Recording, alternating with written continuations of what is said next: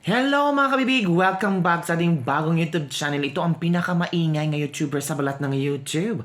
Ako si Kabibig, maglabag-labag na down with evidence. Naku po, delikado talagang hindi ma-revoke ang franchise ng SMNI. Mga kabibig. Sabi ni Atty. Panelo pagpasa ng panukalang batas para sa revocation ng SMNI franchise sa Kamara, minadali. Naku! Ramdam din ng tao, mga kabibig, na parang minadali ang pagpasabang. Agad-agad ang daming ang daming yes na wala yung ma-revoke yung franchise ng SMNI. Sabi ni Atty. Panelo na minamadali sa Kamara. Ito, sinabi ni Panelo, bagamat naipasa nasa Kamara ang naturang panukala, ay kailangan pa itong talakayin sa Senado at saka ipapadala sa Office of the President para lagdaan upang maging ganap na batas. Ay, matagal pa pala ang proseso nito. Ay. Pero sa Kongreso, minamadali daw, ayon kay Atty. Panelo. Una namang sinabi ni Senator Grace Poe na siyang chairperson ng Senate Committee on Public Service na wala silang time, wala sa prioridad nila sa Senado ang pagtalakay sa franchise bill. So it means basura na to.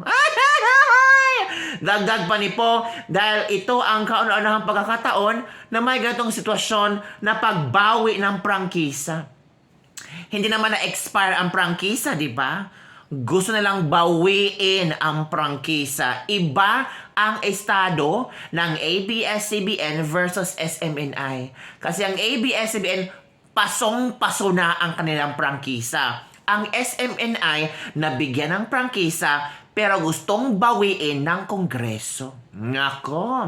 Kung maalala daw, nagsimulang imbestigahan ng komite sa Kamara ang SMNI noong Nobyembre ng nakaraang taon matapos tanungin ng dalawang anchor ng istasyon kung totoo bang merong 1.8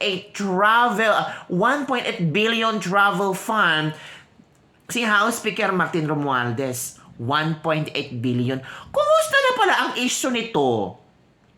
Parang nilimot na ang 1.8 billion Nakalimutan na ba? Nasapawa na ba ng mga issue na pilit nilang ginagawa para masapawan ang certification ng MOOAA?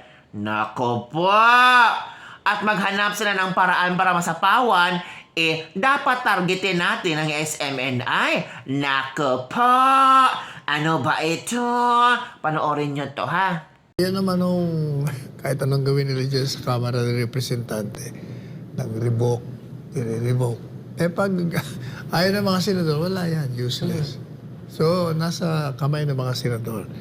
And even kung pumayag ang senador, naki-Presidente Marcos Jr. pa rin, kung pipirmahan niya o hindi. Matapos mabilis na inaprubahan ng Kamara ang panukalang magtatanggal ng prangkisa ng SMNI, sinabi ni Senador Grace Poe, and I quote, "To my knowledge, this is the first instance that a proposal for a franchise revocation has made significant progress in Congress. We should subject this to the utmost study and scrutiny as this shall set a precedent for future legislative franchises. The committee shall seek the consensus of the body on this." End of quote.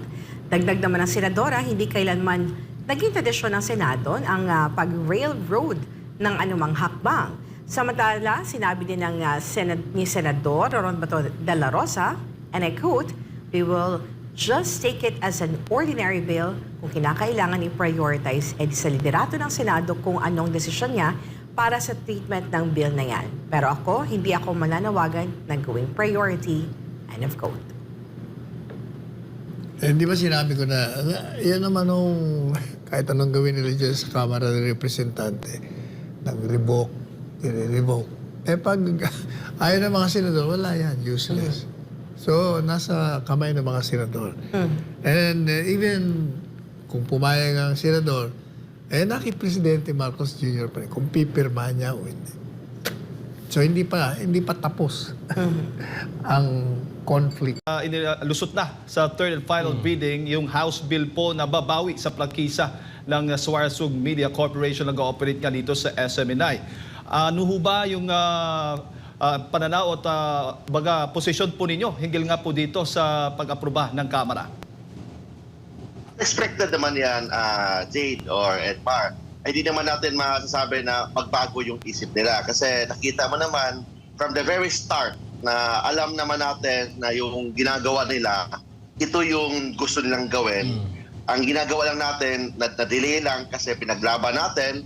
We did all our best, our effort, but unfortunately, our best is not enough for them kasi close na talaga ang utak nila, close na talaga ang pag-iisip nila, na gusto talaga nila na bawian ng prangkisa ang SMNI kahit na labag yan sa saligang batas, may napayulit na batas, may napayulit na karapatan, lalo na ang freedom of press and freedom of expression and due process. But we are already expecting it. So hindi na yan bagong balita, lumang balita na yan.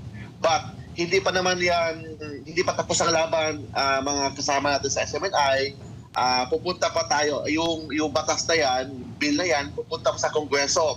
Sa Kongreso, I'm hoping, expecting na mas matalino yung mga Kongres. At ito ba kabibig, ayon kay Attorney Mark Tolentino ha, talagang nasalita sa Attorney Mark. Oy, parang this is so unfair. Sabi na Attorney Mark ha, alam naman natin na controlled ng Speaker of the House ang Congress. Of course naman, di pa? Lahat ng mga Kongreso dapat talaga sumunod kay Speaker of the House. Lahat po ng mga congressman except sa 4 na hindi bumoto at sa 4 na nag-abstain, 8 lahat ang hindi talaga bumoto. But almost all na mga congressman, bumoto sila sa pagtanggal ng prangkisa ng SMNI. Kasama si Sandro Marcos? Hala! Kasama si Sandro. So nakita natin na ang ginagawa nila is actually pag-atake na.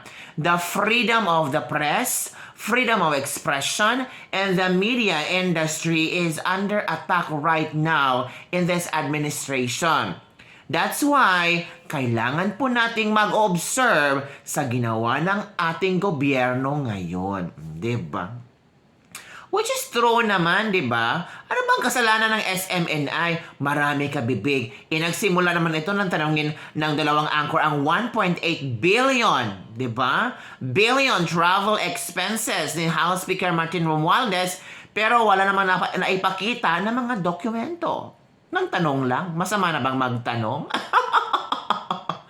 So yun nga mga kabibig. So pilit pinatahimik ang SMNI, pero until now, malakas pa rin ang SMNI at maraming naniniwala sa SMNI. Nako, baka sa susunod na election ha, yung mga congressman na iyan ay magpapa-advertise sa SMNI. Baka gusto nyong magpunta sa SMNI ha. Nako po, nakalista na po yung mga pangalan daw ninyo, sabi ng mga Filipinos. Ay, nako. Ano kaya ang mangyayari kabibig? Basta kabibig, ramdam namin na there will be something bigger later on. Hala? Talaga ba? There's something bigger later on. Kaya talaga ha, gawa-gawa kayo ng ano. At ito pa ang other pasabog. Gusto nilang bawiin ng prangkisa ang SMNI kahit labag ito sa saligang batas pero hindi pa tapos ang laban. According to Attorney Mark Tolentino. Sabi ni Attorney Mark Tolentino, we did all our best efforts but unfortunately, our best was not good enough for them kasi close talaga ang utak nila. Gusto talaga nilang bawiin or bawian ng prangkesa ang SMNI kahit na labag ito sa saligang batas. May na-violate na batas, may na-violate na karapatan, lalo na ang freedom of press and expression and due process. Yung bill na iyan ay pupunta pa sa Senado. Yun na sinabi ni Attorney Mark, di ba? So, let's just wait, di ba? Kung ano ang mangyayari kabibig. So, ano yung komento dito mga kabibig? Si ano pala no ang nag-no sa revocation of SMNI franchise? Si Representative Gloria Macapagal Arroyo, Representative Paolo Duterte, Representative Dixie Cardima, at Representative Ron Salo. Yung iba, yung 4 din nag-abstain, the rest nag-yes. Kasama si Sandro Marcos. Hala? Comment down below.